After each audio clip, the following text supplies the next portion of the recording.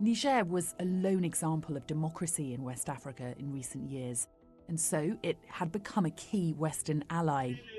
Its president saw in the first peaceful transition of power since Niger gained independence from France more than 60 years ago.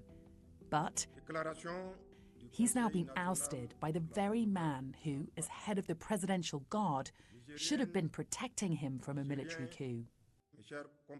Now, the new regime appears to have support among many people in Niger. But it is worrying Western leaders. The Americans, who have a big military base in the country, sent in a top official to talk to the junta, but she wasn't even able to meet the coup leader. We'll speak to our defence and security analyst, Professor Michael Clarke, about the global security concerns in just a moment. It is a very difficult situation, and there's almost nothing that the Western world can do to prevent that, at least in the next 2 or 3 years. But first, our Africa correspondent, Yousra Elbagir, on the crisis in Niger. Yousra, we first started hearing about this military coup a couple of weeks ago. It appears to be holding. Can we say that this coup's been a success, or is it too early for that? I think we can say the coup's been a success in the widespread civilian support we're seeing for the coup, which I think took a lot of people by surprise, considering that President Mohamed Bazoum, who's currently under house arrest, who's been ousted, was the first democratically elected president in Niger's history post-independence. So this illusion that democracy was taking root in Niger and that people were supporting him was shattered by the fact that people have actually been okay with the coup. And they actually are protesting against intervention from ECOWAS, the regional bloc that has threatened military intervention if the president isn't reinstated, saying that this is against their sovereignty. Diplomatic pressure has completely failed and maybe even backfired in just the amount of support we're seeing people show for this kind of consolidation of power. Tell us more about this ultimatum and, of course, the deadline, which has now passed. I mean, the ultimatum came at a time where there was uncertainty, really, if this junta was seriously planning to keep power or if this was some sort of tool to leverage power against Bazoum. I mean, the man who orchestrated the coup, Omar Tishani, that's what he's known as, but his name is General Abdurrahman Tishani, is the head of his presidential guard. So has been in close relation with him during his presidency, which started in 2021. So that idea that there was a purely personal clash between the two of them that has escalated to the point where a regional bloc has to intervene was quite shocking for people. Even at the beginning of the coup, everyone was kind of waiting to see if this was a genuine coup or if it was a coup attempt. There have been several coup attempts in the past that actually General Abdurrahman Tishani's been involved in, including in 2015. But there's been a general consensus that this coup is not accepted by the Western community. People expected maybe that there would be a recension, that the junta would take a step back, rethink their decisions, but they've just doubled down. And what they've done effectively is call ECOWAS's bluff, because the deadline has passed, and ECOWAS put out a statement saying that they're going to hold another meeting later on in the week, so haven't actually shown any indication of them following through on what they've threatened. The military junta has closed the airspace over Niger. Why have they done that? And could this up the ante, Yousra? They've closed the airspace, they've said, in anticipation for any possible military intervention. What that's done is really disrupt the region. I mean, the airspace, Niger is in the heart of Central Africa. Loads of airlines use Nigerian airspace to move around and even to get to Europe. And that's been completely shut down. And they have said that they will respond to any incursions in their airspace with sort of an aggressive reaction. So they've shown that they're very serious about this. They've faced ECOWAS sanctions over the last week. Niger receives a lot of their electricity from Nigeria, and these sanctions have meant that there are power cuts of up to 10 hours a day.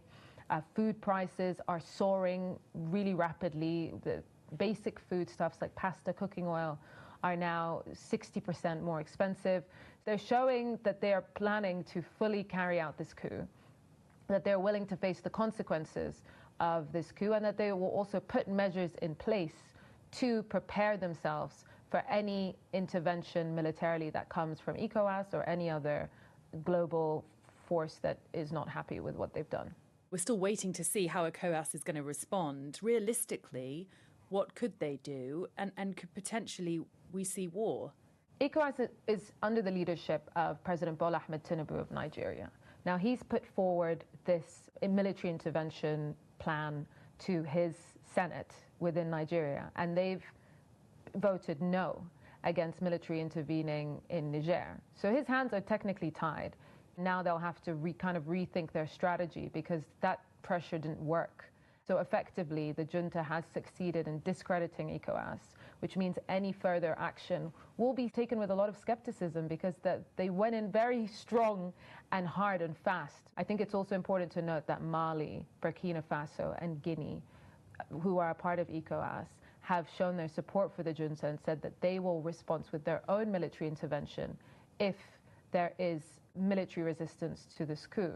So the junta is building allies in the region, and also you've got Algeria, who has one of the strongest forces, armies in the region, saying that they're against any military intervention.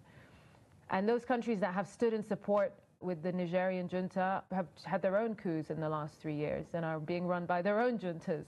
So it really feels like a stalemate. Niger was essentially a beacon of democracy in an area of Africa that has a lot of military governments, a lot of military leadership. It just paint the picture for us in terms of Niger's position and the background in the region until now. Niger has been critical for counter-terrorism efforts in the region. It's been a major partner for Western governments, for the French, for the US, who've been wanting to fight jihadist activity in the region. And we've seen in Mali, which also has its own counterinsurgency, in Burkina Faso, actually post-coup, jihadist attacks went up. Mali, which has sought Wagner's support, Russia's support in fighting the counterinsurgency, hasn't been effective in actually quelling the jihadist violence that has come in the wake of the coup. We've talked a lot about the Wagner mercenary group and their role in Ukraine, Yousra, but they also have a lot of activity in Africa. Could we see this Russian mercenary group becoming involved in Niger now to fill this vacuum? This is exactly right up Wagner's alley. And I think it speaks to the fact that, you know, they exploit existing fractures and fragmentation in a country. They kind of come in when the damage is already done and there is a power vacuum and there is room to create a role. We've seen that with Mali, we've seen that with Burkina Faso, and I think this is just the perfect example of a new market for Wagner. We saw in some of the protests supporters waving the Russian flag. In the past in Mali, Russian flags have been handed out to protesters, so it doesn't really necessarily feel like an organic move to Russia. But again, I think that anti-Western sentiment, anti-imperialist sentiment does very easily translate into better we support Russia. And it just goes to show how polarized the continent is in terms of the West and Russia, and how easy it is for Wagner to just slip in and fill the cracks. It really is concerning as to how counterterrorism efforts will be coordinated in the region now that Niger is being destabilized actively. But also the cooperation that Niger was involved in, that Bazoum was seen as kind of a key partner for global Western counterterrorism efforts, didn't really translate on the ground to people having better lives, to people being able to afford cost of living. The economy was in tatters. Security situation didn't really improve on a day-to-day basis for a lot of people. The problem is that can get far worse, that there is a lot of discontent around the lack of kind of reaping benefits from this cooperation with the West. This can now just completely descend into chaos. And so, you know, one journalist told Sky News, told us that the only winners here are the jihadists, that they now will be able to take advantage of this fragmentation. Is that why international leaders have been so interested and so concerned about what's happening in Niger, is because of the stabilizing influence it had in the region until now? For sure, but also the fact that Niger has large gold and uranium reserves. Niger exported uranium to France. It's important to note that they're not the key exporters of uranium to France, but still that was a major trade happening between the two countries. The US have a drone airbase in Agadez, the fifth largest city in Niger. It's a strategic position for Western armies, troops who want to kind of take up defensive positions against jihadist expansion. But again, it also has lots of natural resources. There's also obviously the colonial relationship between Niger and France, and independence only happened in 1960. So there is still those ties, but that also works in the reverse, where people feel a lot of anti-French sentiment. They feel that France has a very paternal role to Niger that they resent. And we've seen that in a lot of former French colonies, where anti-imperialist sentiments have actually translated into building relations with Russia as sort of an antidote to that Western imperialism. Thanks for your insight, Yousra. In just a moment, our defence and security analyst Michael Clarke joins me as we look at how the coup in Niger may impact Western counter-terrorism efforts. Well, to talk about the broader context and how this is impacting stability in the region and global security more generally, we have our defence and security analyst, Professor Michael Clarke, with us. Michael, we've got this new line, which is that a senior US official has been to have talks with the military junta. She's described the talks as frank and difficult. Why is the US so invested in what's going on in Niger? They sent Victoria Newland, who's the Deputy Secretary of State, acting Deputy Secretary of State, which is a very senior person, and she only got to talk to the Chief of Staff. She didn't get to talk to Chiani, who's the coup leader, and that's, that in itself was an insult. And what the Americans were trying to say is that you ought to try to find a way back from this. It's not going to do you any good. And secondly, we, the Americans, we have quite a lot invested in Niger, and we'll stop all aid. So we'll stop humanitarian aid, we'll stop all the aid we give you, military aid, a lot of it, for counter-terrorism purposes, to try to combat Al-Qaeda and Islamic State, which are operating to the north and the west of Niger's borders. And what Newland seemed to be saying is that, it's both carrot and stick approach, and there's no evidence that she got anywhere with it. It was a short visit, a couple of hours talking, then she was away again. And the coup leaders in Niger have indicated that they're just not listening. And I think that's the message. What is the US so concerned about when it comes to Niger? Both the United States and France, between them, they have about 2,500 troops in Niger, which are pulling out now. I mean, the French have got most of their troops out, and they had them there on a counter-terrorism mission, trying to combat Islamic State, which had been spreading tremendously, particularly south from the Libyan civil war of 2011. And Islamic State are really re-establishing themselves in Africa, so is Al-Qaeda. Niger was essentially, the last semi-functioning democracy in that region of West Africa. Without President Bazoum, without that democracy, that Western ally, what does that mean for the country now and for the stability in the wider region? It's a very big country, physically very big. 80% of its landmass is what you and I would call the Sahara Desert. The other 20% is drought-affected and increasingly subject to desertification. 25 million people, that's not a small population. Most of them live in little pockets in the south and the southwest, around the capital, really. And they're very, very poor. And they're certainly not going to get any richer under the rule of Chiani, with essentially gangster rule in a military coup. And in the wider region, I mean, we've seen, what passes for democracy just go completely out of the window in the last couple of years.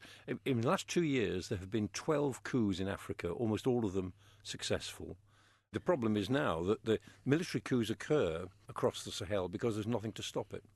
And there's a sense that this is all a new version of post-colonialism. Just explain to listeners what the Sahel region is, Michael. We talk about the Maghreb and the Sahel. The Maghreb is North Africa. So if you think of North Africa, of Algeria, Libya, Egypt, that's the Maghreb countries, Tunisia.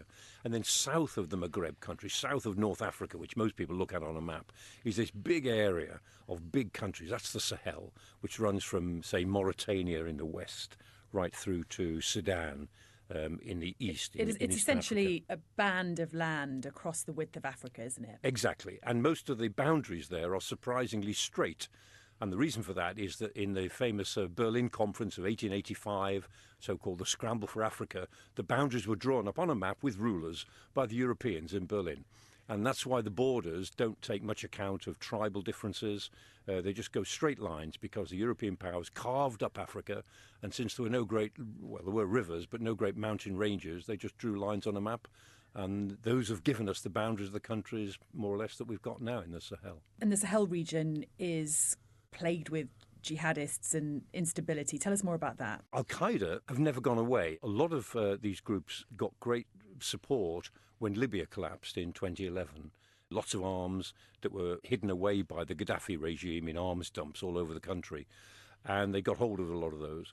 And Islamic State did the same. When they were destroyed in Iraq and parts of Syria in 2011, 2012, 2013, when they were finally effectively pushed out, they too relocated to these areas south of Libya.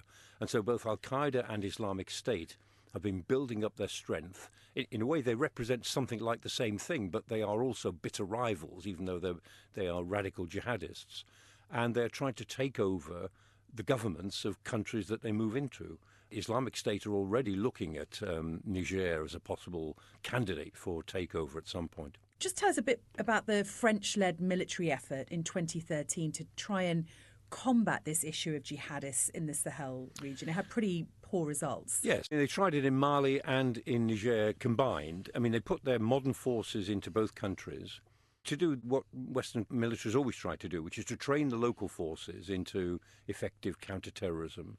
You cannot put enough troops and equipment into a country that big and make a difference unless you're prepared to do it for 50 or 60 years. So the French found that they were fighting a losing battle against the trend of destabilization.